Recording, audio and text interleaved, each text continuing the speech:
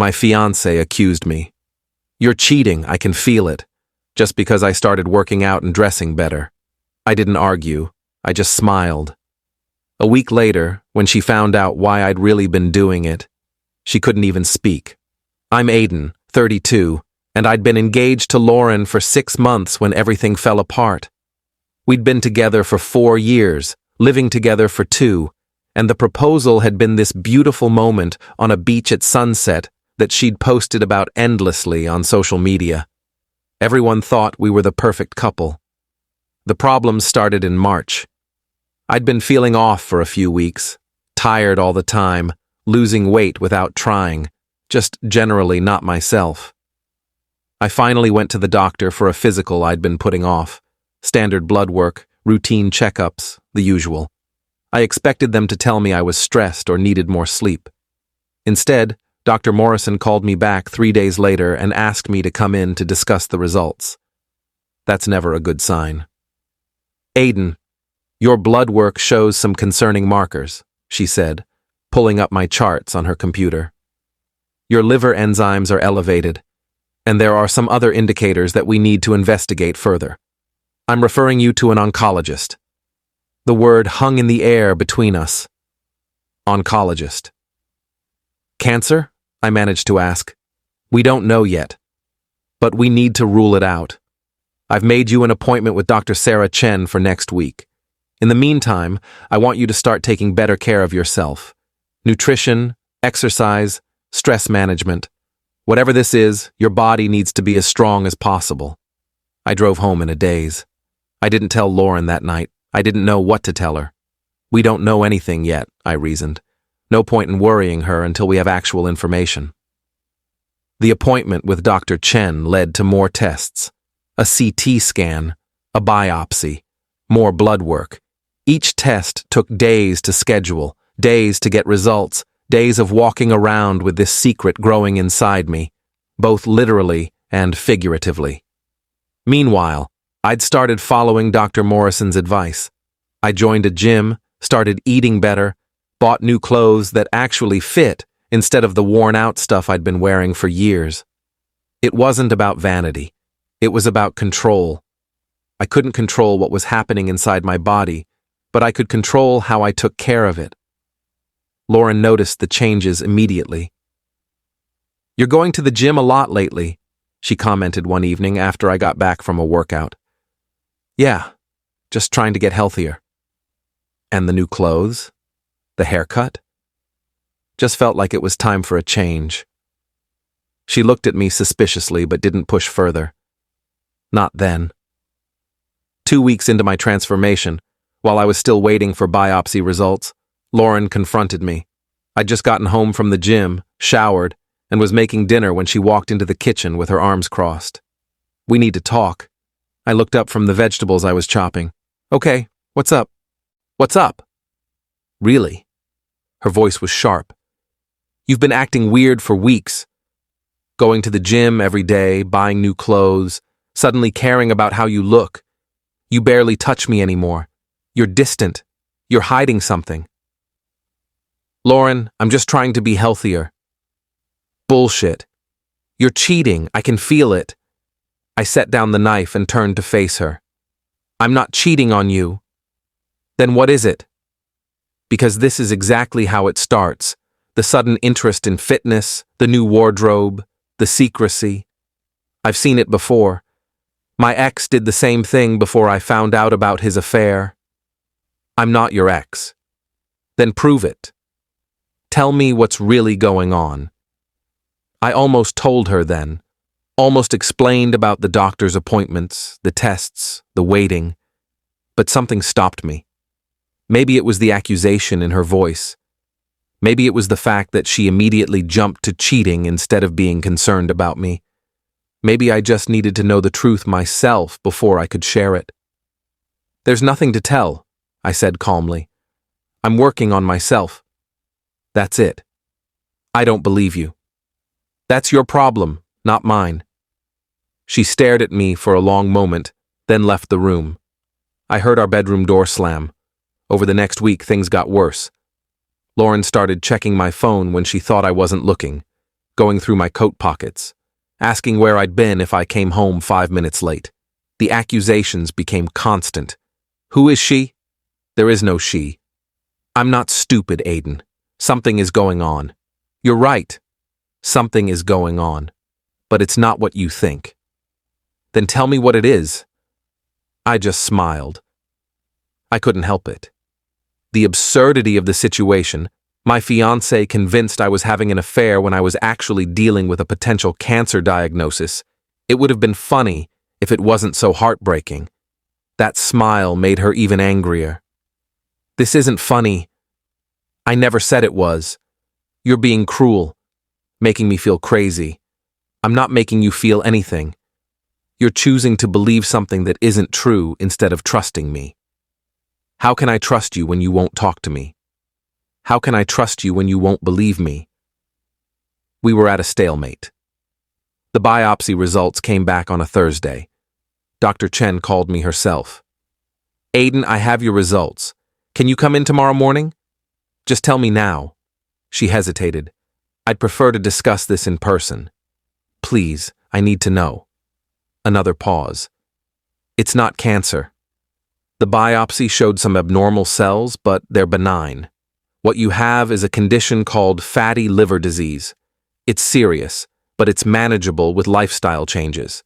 The good news is, the changes you've already been making, the diet, the exercise, those are exactly what you need to be doing. I sat down on the edge of my car in the parking lot where I'd taken the call. So I'm going to be okay? Yes. With proper management, absolutely. We'll need to monitor you regularly, and you'll need to maintain these healthy habits, but this is very treatable. After I hung up, I sat there for a while just breathing. Relief, exhaustion, and something else I couldn't quite name washed over me. I'd spent 3 weeks convinced I might be dying, and instead, I'd gotten a wake-up call to live better. When I got home that evening, Lauren was waiting. She'd clearly been crying. I talked to Jessica today, she said. Jessica was her best friend. She thinks I should call off the wedding, that if you're cheating now, you'll never stop. Jessica doesn't know what she's talking about. Then help me understand. Tell me what's going on with you. I looked at her, really looked at her, the woman I'd planned to marry, the person who should have been my safe place, my partner. And I realized something. She hadn't asked once if I was okay, if something was wrong with me, if I needed help. Her first assumption, her only assumption, was betrayal. You want to know why I've been going to the gym? I asked quietly. Why I've been buying new clothes and taking care of myself. Yes, finally, because 3 weeks ago, my doctor called me in for test results. My blood work was abnormal. She referred me to an oncologist. Lauren's face went white. What? I've spent the past 3 weeks getting tested for cancer. CT scans, biopsies, the whole thing. The gym, the diet, the clothes. I was trying to do everything I could to be strong enough to fight whatever they found. I got my results today. She couldn't speak, just stared at me with her mouth slightly open. It's not cancer, I continued. It's a liver condition that I can manage with lifestyle changes. But for 3 weeks, I thought I might be dying. And you thought I was cheating. Aiden, You didn't ask if I was okay. Not once. You didn't wonder if something was wrong, if I needed support. You went straight to assuming I was betraying you. Why didn't you tell me? Her voice was barely a whisper. Because I was scared. Because I didn't want to worry you until I knew what we were dealing with. And then when you accused me, I wanted to see if you'd trust me. If you'd believe me when I said nothing was wrong. You didn't. Tears were streaming down her face now. I'm so sorry. I didn't mean. I know you didn't mean to, but you did it anyway. Update 1. That conversation happened on a Thursday night. By Friday morning, Lauren was a mess. She called in sick to work and spent the entire day trying to apologize, trying to explain, trying to make me understand that she'd been acting out of fear and insecurity. My ex really did cheat on me, she said through tears. It destroyed me. When I saw you changing, I panicked. I couldn't go through that again. So instead of talking to me, instead of trusting the person you're supposed to marry, you turned me into your ex in your head. I know that now. I'm so sorry, Aiden. Please forgive me. I wanted to forgive her. Part of me did forgive her. But a larger part was just tired. I need some space, I told her. I need time to process everything. The health scare, your accusations, all of it. Are we still engaged? I looked down at the ring on my finger. I don't know. I stayed at my brother's place that weekend. Told him the whole story, the doctor appointments, the tests, Lauren's accusations, everything. He listened without interrupting, then said something that stuck with me. When things get hard, people show you who they really are. Your first instinct was to protect her from worry. Her first instinct was to protect herself from hurt. That tells you something. Monday morning, I went back to the apartment to get more of my things. Lauren was there, looking like she hadn't slept. I told my parents, she said, about what happened, about what I did. They're disappointed in me. My mom said I sabotaged the best thing that ever happened to me. This isn't about your parents. I know. It's about us. About me not trusting you. About me being so damaged from my past that I couldn't see what was right in front of me. Lauren, I was dealing with a potential cancer diagnosis. I was terrified, and instead of being my partner, you became my adversary. Do you understand how alone that made me feel? She nodded, sobbing. I do now. I'm so sorry. Sorry doesn't fix it. Then what does? Tell me what I can do to fix this. I don't know if you can. Update 2. We spent the next 2 weeks in this weird limbo. Still technically engaged, but living apart. Lauren went to therapy, individual sessions to work through her trust issues. She sent me updates, not to pressure me, but just to show me she was trying.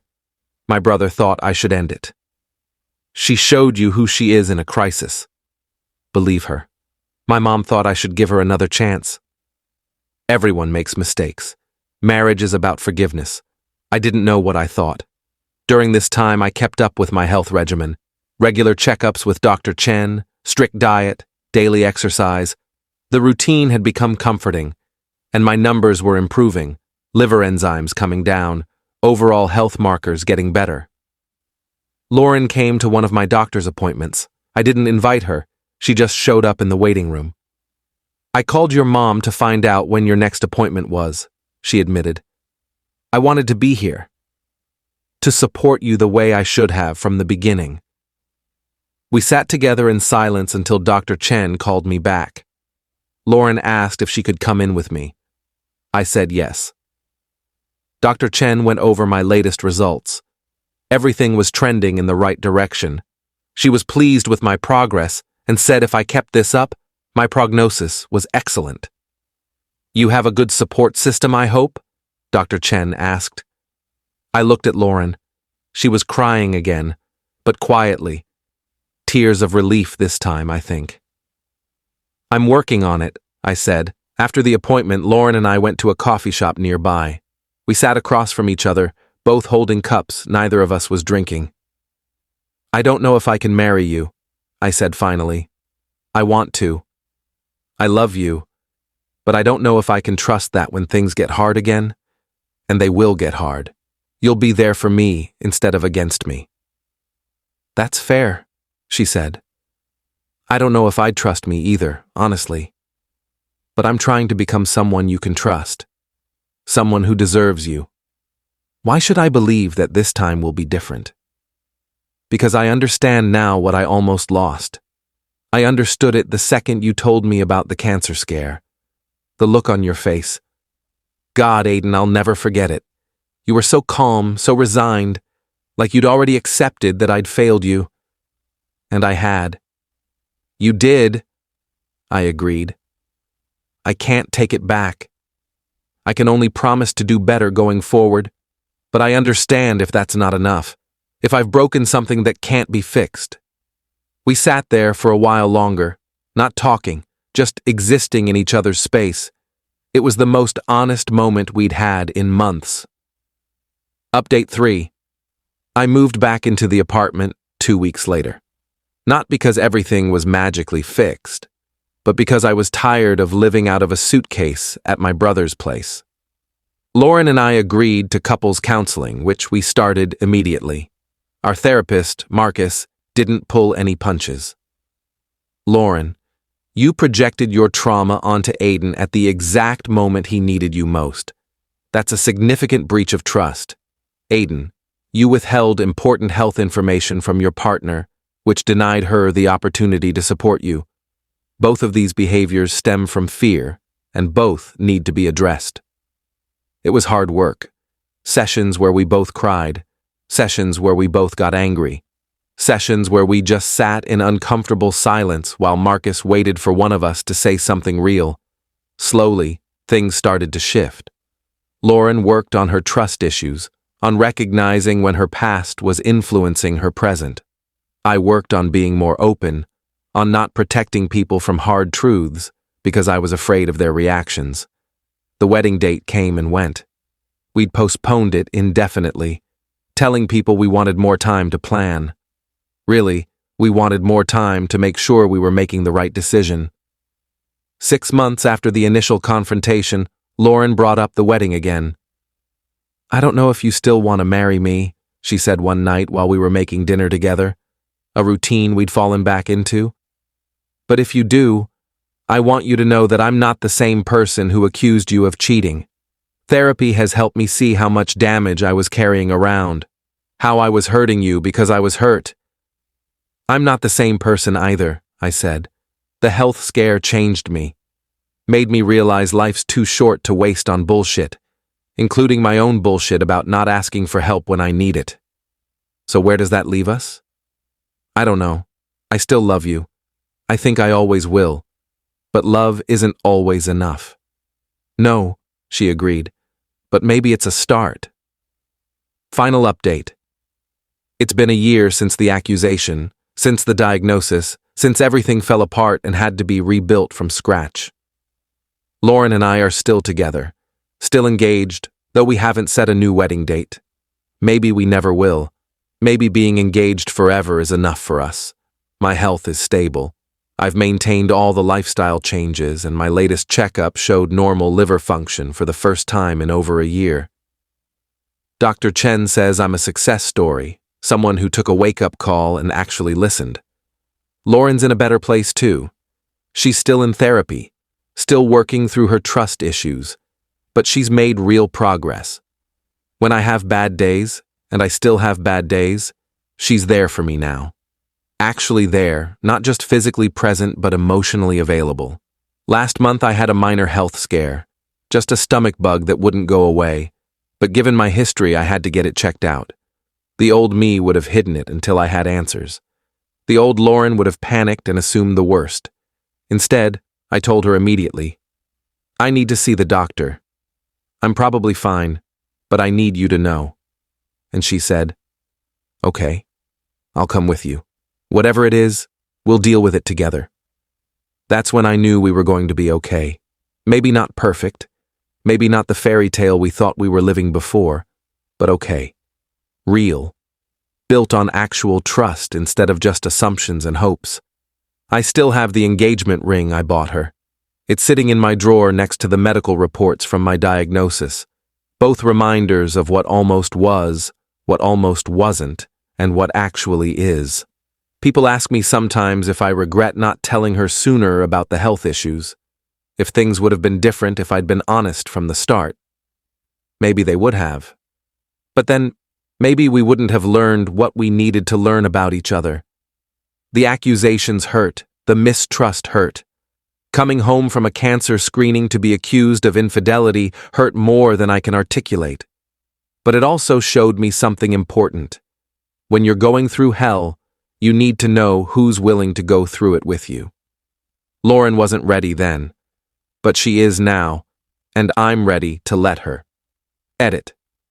A lot of people are asking why I stayed with someone who accused me of cheating during a health crisis. Fair question. The answer is complicated.